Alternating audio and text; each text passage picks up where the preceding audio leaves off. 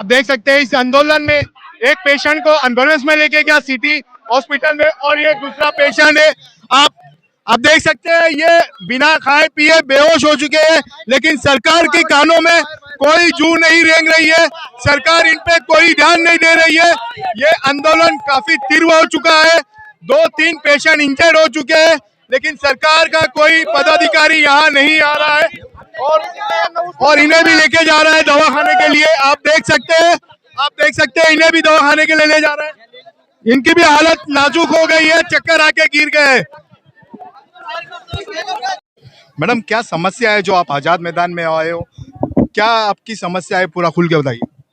Sir मी तुम्हाला सांगते, ही जी काय तत्कालीन सीएम सर एकनाथ शिंदे साहेब यांनी मुख्यमंत्री युवा प्रशिक्षणार्थी ही योजना काढली आणि कौशल्य विभागाचे डिपार्टमेंटचे मंत्री मंगलप्रभात लोढा साहेब, तसे देवेंद्र फडणवीस साहेब आणि एकनाथ शिंदे साहेब यांनी म्हटलं की तुम्ही ज्या डिपार्टमेंटमध्ये काम करीत आहे 11 महिन्याचं प्रशिक्षण घेऊन त्या ठिकाणी तुम्हाला परमनंट करणार, हे त्यांनी आम्हाला दिलेले आश्वासन आहे आणि आता ते आश्वासन पाळत नाही। आतापर्यंत आमचे 18 ते 19 या ठिकाणी आंदोलने झाले, शासनाने कुठल्याही प्रकारची दखल घेतलेली नाही। 5 जानेवारी पासून आझाद मैदानवरती माझं सहकुटुंब या ठिकाणी आम्ही शांततेने आणि संयमतेने आंदोलन या ठिकाणी करीत आहे, तरीही कुठल्याही शासनाने किंवा त्यांचा अधिकारी यापर्यंत येऊन आमची दखल घेतलेली नाही आहे आणि हा लढा असा चालू आहे, तरी कुठलाही शासन आमच्याकडे शासनाचा अधिकारी येऊन दखल घेत नाही। आणि आताच ज्यावेळी भास्कर जाधव यांनी आमचा मुद्दा विधान भवनामध्ये मांडला, त्यावेळेला देवेंद्र फडणवीस साहेब असे बोलले की असं कोणी बोललेले नाही। त्यांची तिघांचे व्हिडिओ आहे, शिंदे साहेबांची व्हिडिओ आहे, मंगलप्रभात लोढा साहेब यांची व्हिडिओ आहे, शिंदे साहेबांची व्हिडिओ आहे। त्यांनी म्हटलं की ज्या स्थापनेमध्ये तुम्ही काम करणार त्या ठिकाणी परमनंट करू, आणि एकीकडे देवेंद्र फडणवीस साहेब असं बोलतात की ते म्हणतात की असं जर कोणी बोललं असेल तर त्यांचे व्हिडिओ माझ्याकडे पाठवा,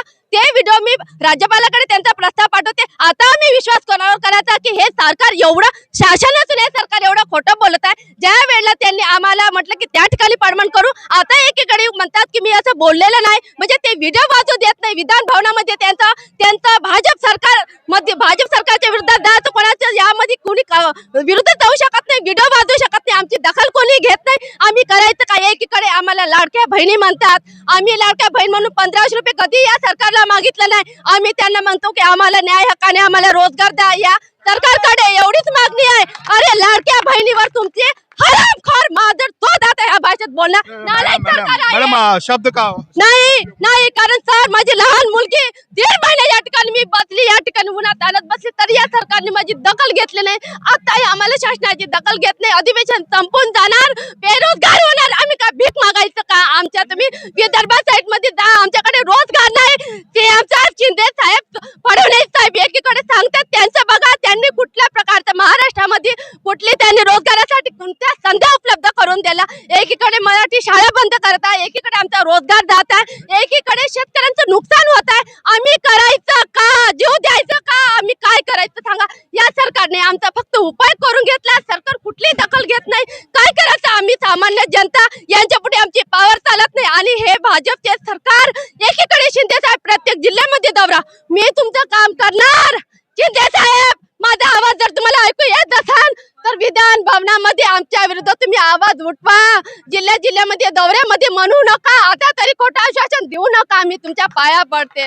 देऊ नका सांगा सरळ, ते या मतदानासाठी तुमचा मी लाडक्या बहिणीवर यूज करून घेतला, तुम्हाला मी रोजगार देऊ शकत नाही, तुमच्यासाठी आमच्याकडे निधी नाही, फक्त या शासनचे लोक घोटाळे करतात, यांच्यासाठी तुमच्याकडे निधी आहे, आमच्याकडे नाही, आम्हाला भीक मागावी लागत आहे। आणखी काय बोलावं या सरकारला? बस एवढंच बोलते। तर जय महाराष्ट्र।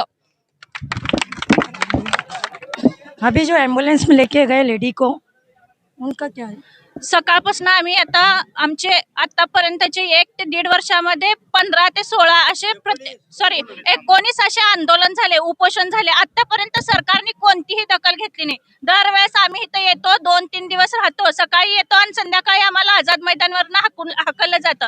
आणि ज्या वेळेस आता इथं सकाळी उपोषणाला बसलेले लोक आहेत, न खाता पिता ह्यांनी इथं समोर बसलेले आहेत। आता जे अँब्युलन्स मध्ये पेशंट गेलं, त्या सकाळपासून आतापर्यंत आम्ही सुद्धा सगळे उन्हामध्ये बसलोय। ह्याच्याने काय होतंय, प्रत्येकांना खाणं पिणं नसल्यामुळे चक्कर येत आहे, ह्याचं जबाबदार कोण राहणार? आणि अजून एक गोष्ट, माझ्याच ह्याच्यामधले धाराशिव जिल्ह्यातले आम्ही सगळे प्रशिक्षणार्थी ऑल महाराष्ट्रातले आहेत।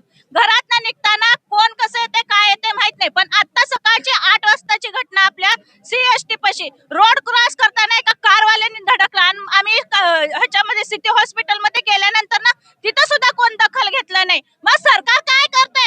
ह्या प्रशिक्षणार्थ्यांना मारायला बसलाय का? जर आता आम्ही सकाळपासून ते अजून पण पेशंट तिथं आहे, तुम्ही त्यांचा सुद्धा व्हिडिओ घ्या. हात मोडलाय त्या पेशंटचा, कानाला ऐकायला येईना असं पेशंट तिथं बसलेला आहे. एक 5 मिनिटामध्ये त्यांना बोलवून घ्या. त्यांची कंडिशन अशी झाली, नागपूरच्या आंदोलनाला सुद्धा लाठीचार्ज घालला आणि मरण पण पावली. त्यावेळेस तुम्ही 3-3, 4-4 लाख रुपये देऊन काय करणार आहे? आता जर तुम्ही इलेक्शनच्या वेळेस जी गोष्ट बोललीये की असं असं तुम्ही 6 महिने घ्या आणि त्याच्या नंतर ना परमनंट करू, जर तुम्हाला परमनंट करायचं नव्हतं तर 6 महिने बोलायला पाहिजे होतं. तर असं न करता सरकार आमचा फक्त इलेक्शन पुरता वापर केलेला आहे. तर आम्हाला ह्याच्या पुढे जर आता रोज आम्ही येतो जातो, आता हे कुठलीच गोष्ट नकोय आम्हाला. आता इथं बसलोय, एक तर आमचा निर्णय सांगा, नंतर आम्हाला सरळ जेलमध्ये घेऊन जावा. आहे तो निर्णय आम्ही असंच पुढे घेऊन जाणार आहे.